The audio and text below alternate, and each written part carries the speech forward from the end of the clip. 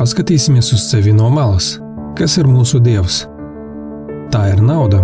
Tā ir vienīgā lieta, kurai daudzi no mums kalpo ar pilnu atdevi.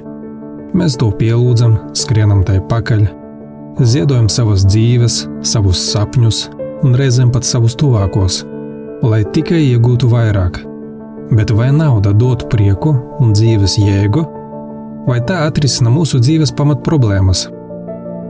Kad viss šķiet pārāk smagi, mēs rodam prieku alkohola glāzē.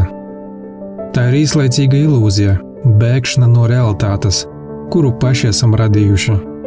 Mēs lieliski zinām, ka alkohols nepadara dzīvi vieglāku. Tas tikai slīcina mūsu sapņus, mūsu spēju būt labākiem, mūsu cilvēcību. Tomēr mēs turpinām tā dzīvot. Kāpēc? Tāpēc, ka tā ir vieglāk, nekā stāties pretī savām problēmām. Kamēr mēs šādi degradējamies, mūsu uzmanība ir pilnībā vērsta uz āģišķīgo. Vairāk naudas, lielāku varu, vairāk sekotāju sociālajos tīklos. Ja tā padomā, mūsu dzīve arvien vairāk atgādina sacensību, kurā uzvarētāja nav. Vai vara kaut ko maina? Vai tas, ka tu esi priekšnieks darbā, vai tas, ka tev ģimenē ir iespēja izrīkot savus bērnus, padara tevi laimīgu? Un kamēr mēs spēlējam šīs spēlītes, klimatiskais cerberis jau izstiep savas liesmojošās kepas. Mūsu planēta brūk zem mūsu kājām. Mēs to redzam. Mēs visi to redzam.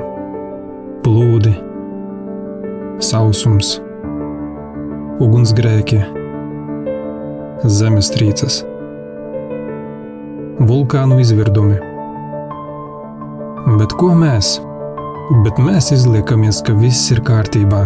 Mēs sakām sev, gan jau kāds cits kaut ko izdarīs, gan jau kaut kas mainīsies pats no sevis.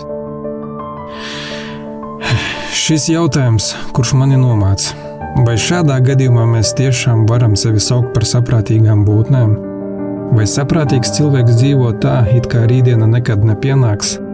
It kā viņam būtu dota neierobežota resursu pasaule, lai iznīcinātu sev un visu sev apkārt? Ja mēs esam saprātīgi, tad ir laiks pierādīt to ar darbiem. Ir laiks atvērt acis. Dzīvot tā, lai ne tikai būtu cerība uz nākotni, bet arī radītu to.